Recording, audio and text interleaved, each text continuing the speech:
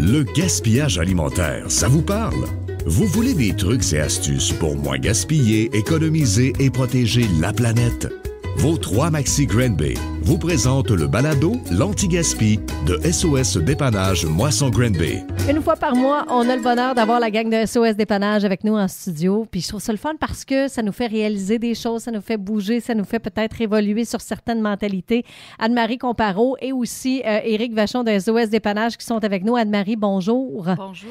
Là, aujourd'hui, on va se parler des dates de péremption des aliments. Puis là, je pense là, qu'il y a des notes à prendre là parce qu'il y a beaucoup de monde qui se fie beaucoup aux dates de péremption. Exactement. Donc, à l'épicerie, je voulais commencer en vous parlant que souvent, on voit des produits qui arrivent près de la date limite, hein?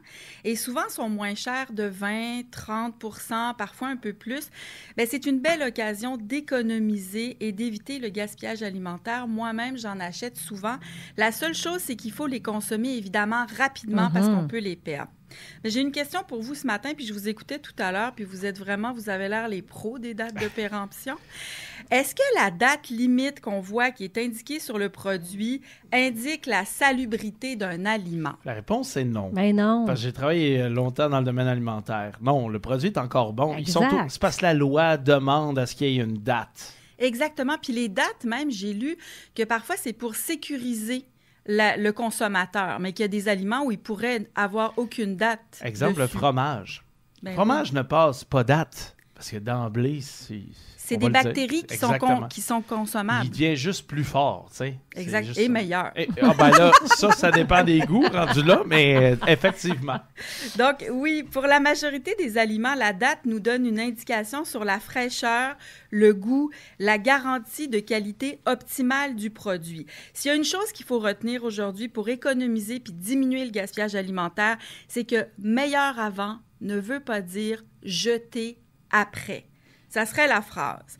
Donc, on sait qu'il ne se passe rien de particulier. En tout cas, chez moi, il ne se passe rien de particulier dans mon pot de yogourt lorsque vient le jour de la date de péremption. À la seconde près, là.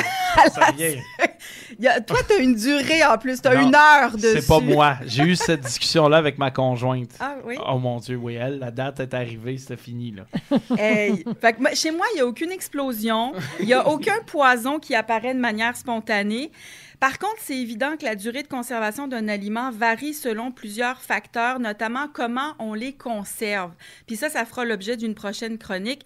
Je pense à l'exemple de mes bananes l'autre fois que j'ai oublié dans ma voiture pendant 2 heures. Je venais de les acheter, il faisait très chaud, 25, 30 degrés. Je suis rentrée à la maison, elles étaient chaudes. Je me suis dit, je vais les mettre au réfrigérateur. Finalement, je les ai ressorties, elles étaient noires et molles. C'était plus du tout des bananes fraîches. Donc, à ce moment-là, je les ai congelées pour pouvoir les cuisiner plus tard. Donc, comment on les conserve, ça a un impact, évidemment, sur la durée de vie de nos aliments. Pour connaître pour avoir les bonnes informations sur la durée de vie de nos aliments et des conseils pour l'entreposage après ouverture, je vous réfère au thermoguide du MAPAC. Donc, c'est vraiment des conseils sécuritaires. Puis, je vous les résume rapidement. La première catégorie, c'est les aliments qui peuvent être consommés après la date meilleure avant.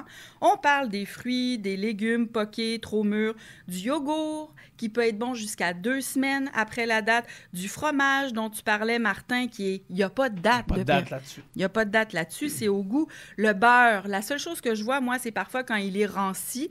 C'est pas dangereux pour nous, mais c'est pas agréable au goût, à l'odeur. Donc, à ce moment-là, on le consomme pas. Il n'y a pas de bactéries nuisibles à la santé qui peuvent se développer dans ce genre de catégorie d'aliments. Et le MAPAC conseille de faire appel à ses sens, comme t'en parlais, Marie-Ève, tout à l'heure. L'aspect, le goût, l'odeur, et c'est vous qui jugez. L'autre catégorie, ce sont les épices, les conserves, les céréales, qui sont des aliments non périssables. Donc, il pourrait y avoir aucune date limite sur ces aliments.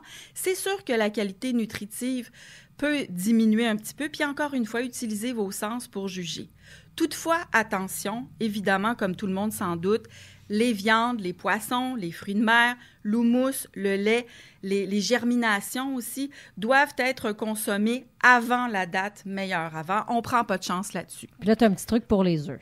Exactement. En terminant, parfois, on se pose la question, mon œuf, ça fait longtemps que je l'ai, ma douzaine d'œufs frais, mais est-ce que c'est encore bon et consommable? Le test de l'œuf, j'ai vu ça, je l'avais fait, c'est dans un verre d'eau, tu mets ton œuf, s'il va dans le fond et il reste dans le fond, il est consommable, il est frais. S'il remonte à la surface après quelques secondes, c'est qu'il y a un gaz qui s'est développé, il n'est plus frais. Donc, mangez, consommez vos produits après la date, mais on vérifie et on s'informe sur le MAPAC. Très bon truc. Merci Anne-Marie. Maintenant, on va parler avec Éric Vachon, qui est le directeur du service d'aide alimentaire chez SOS Dépannage. Bon matin, Éric. Bon matin. On va parler d'un changement là, au service d'aide alimentaire que vous avez installé en septembre. Oui, absolument. Un changement qu'on a fait, on est dans l'anti-gaspillage, donc on l'a fait un peu pour ça. Donc, auparavant, une fois que l'usager avait rencontré les intervenants, un dépannage alimentaire était préparé en fonction du nombre de personnes à nourrir. Par exemple, pour une famille composée de 2 parents et 2 enfants, on préparait un dépannage pour 4 personnes pour 7 jours. Ce dépannage était assemblé par les bénévoles selon une liste d'articles prédéfinie pendant que la personne attendait dans la salle d'attente. Le problème que les gens, ce que ça pouvait créer comme problème, c'est que les gens pouvaient recevoir des produits qu'ils ne consommaient pas, des produits qu'ils n'aimaient pas. Donc, dans le but d'éviter le gaspillage alimentaire et de donner une forme d'autonomie aussi aux bénéficiaires, on a modifié notre fonctionnement. Puis maintenant, ils ont accès à notre section d'épicerie qui a été réaménagée pour ça. Donc, ce sont désormais les bénéficiaires eux-mêmes qui choisissent leurs aliments selon les quantités qui sont définies. On s'aperçoit que ce fonctionnement-là est optimal, puis que les gens sont honnêtes. Lorsqu'ils n'ont pas besoin d'un produit, bien, ils le disent. Donc, nous, bien, ça permet de redistribuer ces produits-là à d'autres personnes. Et nos usagers, bien, ils ont davantage l'impression de faire une vraie épicerie. Puis de notre côté, bien, on réduit le gaspillage parce que les produits qui sont choisis sont consommés. Donc, c'est gagnant dans les deux sens. Hey, bravo d'avoir réfléchi à ça. C'est des petites choses, des fois, qui font une grande différence. Éric Vachon de SOS Dépannage, merci beaucoup. Ça m'a fait plaisir. Et un gros merci aussi à Anne-Marie Compareau qui était avec nous. L'anti-gaspi de SOS Dépannage Moisson Granby était une présentation des 3 Maxi Granby. SOS Dépannage Moisson Granby, toujours présent pour nourrir les gens dans le besoin de notre communauté. Pour avoir des astuces anti-gaspi, visitez le sos-dépannage.org. Onglet Activités. L'anti-gaspi, une production M105.